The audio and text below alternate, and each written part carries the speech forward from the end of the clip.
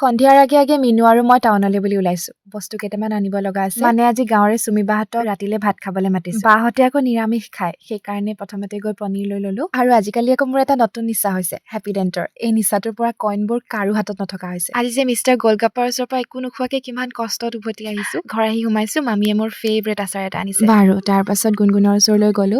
কালি video' বনাম বুলি কৈছিলো, তাই বোলে মেখেলা চাদৰ পিন্ধি ৰখি আছে। সেইকাৰণে বাহঁত অহাৰ আগত বোলে এপাক গৈ আহো। লিটুবাই চাহ বনাই দিলে আৰু মেখেলা চাদৰযোৰ লিটুবাই পিন্ধাই দিলে দেই। আৰু পুৰা খৰ ধৰ মানে মইতো একো কৰিবলৈ পোৱা নাই, পাতিহে দিছো আৰু। এফালে লিটুবাই কাপোৰ পিন্ধাই আছে, এফালে চুলিখিনি বান্ধি আছে গুণগুণ আৰু মিনুৱে। তাৰ পাছত দুইজনীয়ে 4-5টা মান গানত ৰিল বনালো, কিন্তু সেইবোৰ এতিয়া ড্ৰাফটতে থাকে নে আপলোড কৰা হয় সেয়া পাছতহে দেখা যাব।